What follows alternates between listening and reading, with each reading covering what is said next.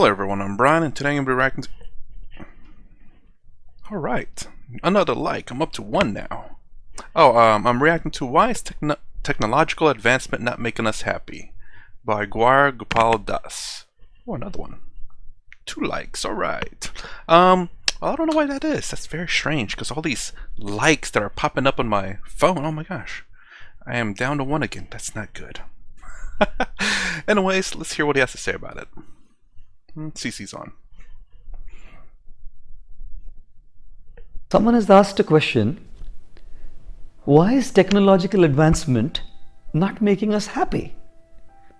Our answer, technological advancement is not making us happy because it is not the job and the purpose of technological advancement to make us happy. Oh yeah, that's a very... The purpose of technology is to make our life easier, more comfortable, and probably very highly efficient. You know, that's actually a... I'm sorry to pause so quickly, but you know, he is right. I mean, a lot of people see his technology as being happy. It's like, oh, the newest stuff, and they do get an endorphin hit.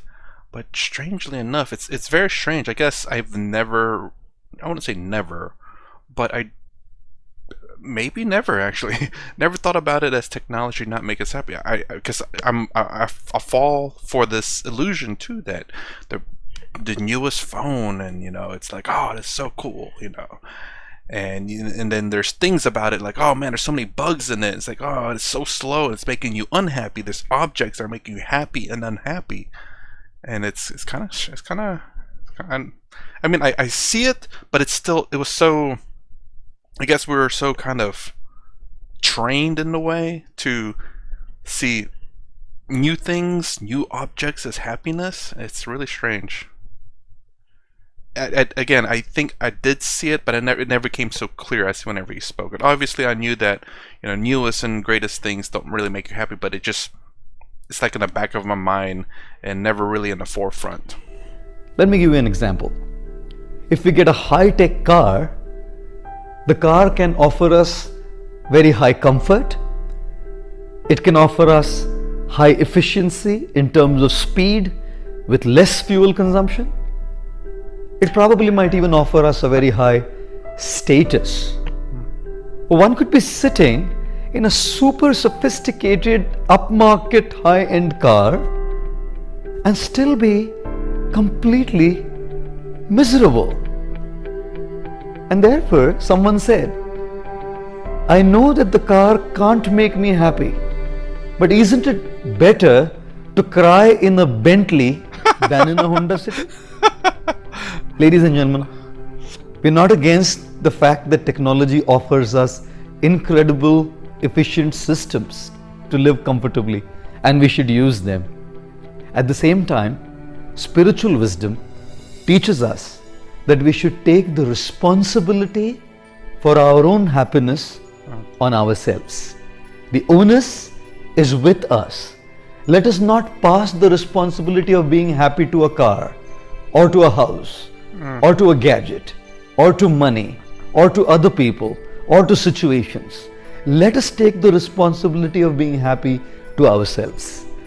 And I do like that. This is something that Sadhguru teaches as well. It's the fact that you have control over your body, you have control over your emotions, you have no control of the outside world. There may be certain moments where, like you say, I have control over this paintbrush. I have control over it now. You know, I can make it do this and do this and do this. But whenever it's out of my hands, now I don't have any control over it.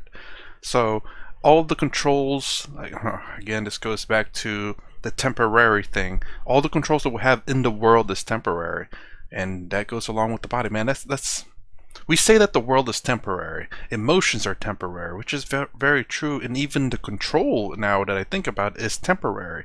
The body that we control is temporary, because obviously the body is temporary, but even outside objects is temporary too, because now I'm in control of it, now I'm not. So we do have temporary controls of the thing that we have control over, and we can't exactly control everything in the external worlds, but what we do have control over for the lifetime is this body and our emotions and our mental capabilities for the most part. Obviously, we can't control all individual cells in our body to make us smarter or faster or stronger or whatever it may be, but we do have some control over that. We can't control our genetics. That is something that we're at the whim at, but we can control other things. Again, it's just knowing what you can and cannot control and understand what you can and cannot control. You can't control your genetics, but you can work out to become stronger. You can't control your genetics, but you can run to increase your endurance or your speed. Let me give you another example. Technology has contributed to us super highly sophisticated communication systems. Today is the day and age of smartphones. Our communications have become super fast, super efficient, super technically astute. We are really in an age of high-speed communication. Technology gives us super sophisticated communication systems. Spiritual wisdom teaches us what do we use those communication systems for? Constructive or destructive purposes? A knife in the hands of a hoodlum will take a life, and the same knife in the hands of a surgeon can make or save a life. Is it weird that I thought about a chef instead of a surgeon? He'll make food with a knife. What do we use technology for is what decides how it can be utilized for constructive purposes or it can be utilized for destructive, mean, selfish aggrandizement. We must adore and admire and appreciate all the technocrats for contributing one of the most important aspects to human life: utility. We can use what has been created for a comfortable and efficient life. At the same time, spiritual wisdom teaches us, let us take the responsibility of being happy on ourselves. If we want to be happy, then we need emotional stability, which is deep, satisfying relationships. Social generosity, which is a sense of contribution, giving, meaningful, purposeful life. Spiritual serenity, which is our connection with divinity and God. Yes, technology can contribute to us utility, but the responsibility to lead a happy life is entirely up to us. Thank you.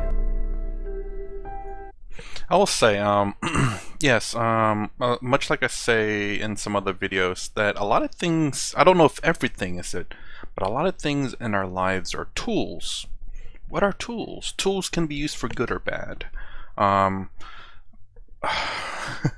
know someone said that's like a gun, someone was asking, how can be a gun good? Well, it can be for self-defense, for hunting for food, and it doesn't necessarily have to be an active one. It could just be a display piece, a fake one where it's just a decor. I mean, it's kind of weird, I guess. Some people can see it that way, but to me, it can be that. It can be something appreciated. Again, what's appreciated in life is always subjective. You can look at art and look at it, it's look like, oh, that looks like a piece of crap.